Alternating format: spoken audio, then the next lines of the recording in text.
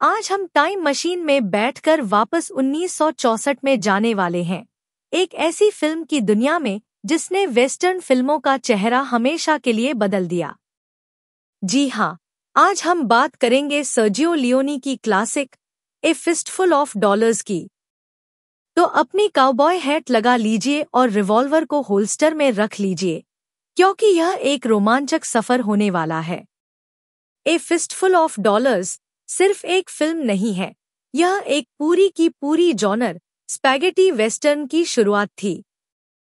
Italy में बनी और स्पेन के रेगिस्तानों में फिल्माई गई इस फिल्म ने दुनिया को एक नए तरह के हीरो से मिलवाया, the man with no name, जिसे निभाया है हॉलीवुड के दिग्गज क्लिंट ईस्टवुड ने। यह उनकी पहली मुख्य भूमिकाओं में से एक थी और इसी फिल्म ने उन्हें स्टारडम की ऊंचाइयों पर पहुंचा दिया। फिल्म की कहानी सैन मिगुएल नाम के एक छोटे से मैक्सिकन सीमावर्ती शहर में घटित होती है। यहाँ एक अजनबी आता है जिसका कोई नाम नहीं है। फिल्म के डायलॉग में उसे जो कहा गया है, वह देखता है कि यह शहर दो शक्तिशाली परिवारों, रोजो ब्रदर्स और बैक्सटर परिवार, के बीच की दुश्मनी में बंटा हुआ है। हमारा अजनबी, जो बंदूक चलाने में माहिर है, इस स्थिति में पैसा कमाने का एक बेहतरीन मौका देखता है। वह अपनी वफादारी कभी एक परिवार को बेचता है तो कभी दूसरे को, और दोनों को एक दूसरे के खिलाफ भड़काता है। उसका मकसद सिर्फ एक है, डॉलर से अपनी मुट्ठी भरना। लेकिन कहानी में एक मोड़ तब आता है जब वह मैरिसोल मारियान कोच नाम की एक महिला से मिलता है, जिसे क्रूर रेमन रोजो जियान मारिया वोलोंटे ने बंदी बना रखा है।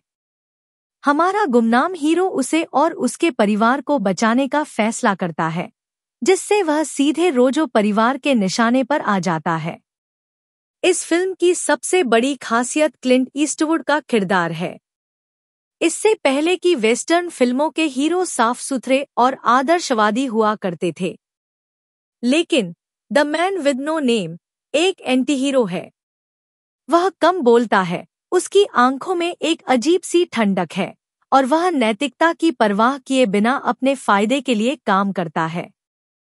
और क्या आप जानते हैं कि इस किरदार का प्रतिष्ठित लुक, पोंचो, हैट और सिगार खुद क्लिंट ईस्टवुड ने तैयार किया था? फिल्म का बजट बहुत कम था, इसलिए ईस्टवुड ने हॉलीवुड बुलेवार्ड की एक दुकान से काली जीन्स, सांता मोनिका से हैट और बेवरली हिल्स से सिगार खरीदे थे। डायरेक्टर सर्जियो लियोनी इस फिल्म के असली हीरो हैं। उन्होंने अपनी खास विजुअल स्टाइल से वेस्टर्न जॉनर में एक नई जान फूंक दी। किरदारों के चेहरों के एक्सट्रीम क्लोजअप शॉट्स, लंबा सस्पेंस और फिर अचानक होने वाली तेज हिंसा, यह सब लियोनी का ट्रेडमार्क बन गया। उन्होंने अमेरिकी डायरेक्टर जॉन फोर्ड और जापानी डायरेक्टर अकीरा कुरोसावा से प्रेरणा ली। दिलचस्प बात यह है कि यह फिल्म कुरोसावा की 1961 की समुराई फिल्म योजिम्बो का एक अनऑफिशियल रीमेक थी। बाद में इस पर कुरोसावा ने मुकदमा भी किया था और वो केस जीत भी गए थे।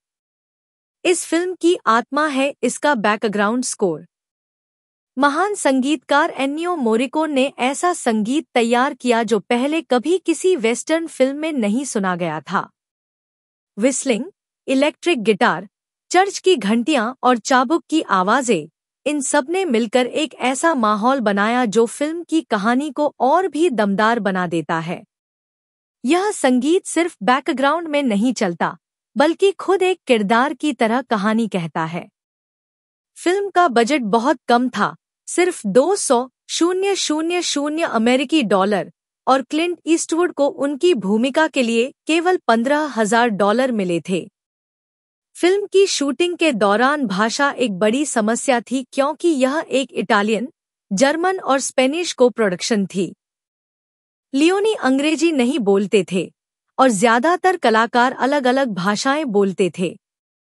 इसलिए फिल्म को बिना साउंड के शूट किया गया और बाद में आवाज को डब किया गया। शुरुआत में इटालियन वेस्टर्न फिल्मों की खराब प्रतिष्ठा के कारण सर्जियो लियोनी ने अपना नाम बॉब रॉबर्टसन के रूप में क्रेडिट में दिया था।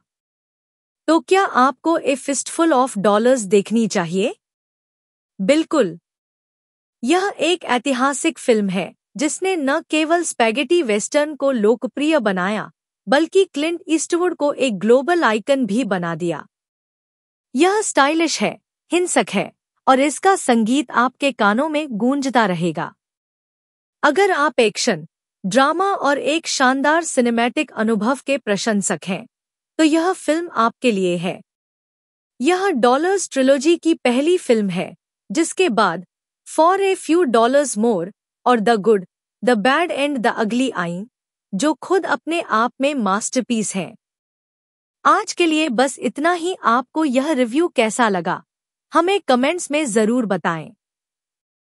और अगर आपने यह फिल्म देखी है, तो आपका पसंदीदा सीन कौन सा है? वीडियो को लाइक करें, शेयर करें और अगर आप चैनल पर नए हैं, तो सब्सक्राइब करना न भूलें। मिलते हैं अगले फिल्मी फ्राइडे कोडो। अलविदा।